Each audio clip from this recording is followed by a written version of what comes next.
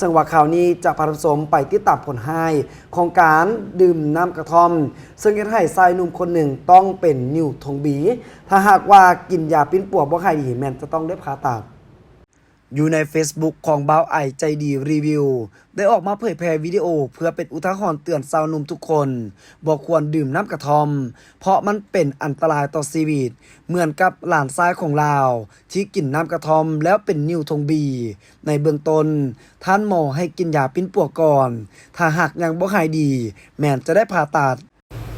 มาคลิปนี้สิมาเตือนสำหรับคนที่กินน้ำกระท่อมเนาะอันนี้จะเป็นหลานของคอยเองเนาะเป็นหลานแท้ๆเนาะ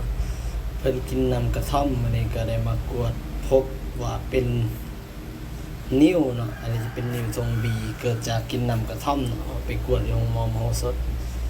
พบแล้วเนาะกวดทางเลือดทางนั้นแหละกวดหลายอย่างก็พบเป็นนิ้วทงบีว่าเพิ่นกินน้ำกระท่อมเนาะสำหรับผู้ใดที่อยากจะกินน้ำกระท่อมหรือที่กินแล้วอยากกินก็กินต่อเด้อบ่ได้ห้ามเนาะเพราะว่าอันนี้ก็คือประสบการณ์ที่หลานคอยเจอแท้ๆเนาะขนาดเฮ็ดเวียกก็บ่ได้เฮ็ดเวียกหนักเอาแท้ว่าเนาะกินก็กินบ่เปื้อนหลายอันนี้ก็แต่ว่าห้ามเริ่มกินน้ำกระท่อมเนาะเลยมาพบตัวนี้เลยควรพบปัญหาจะว่านิ้วเนาะเขาเรียกว่านิ้วทงบีตัวนี้แต่ว่าหมอเพิ่นยังบ่ให้แนะนำให้ผ่าตัดเทื่อ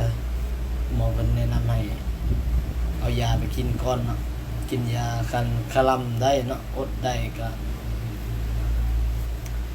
ดีเนาะคันอดบ่ได้ก็ถือว่าจะได้มาผ่าตัดก็ถือว่าเสียหายหลายเจ็บหนักเติบเนาะและนั่นก็คือผลหายความอันตรายของน้ำกระท่อมที่พาให้เกิดนิ้วทงบี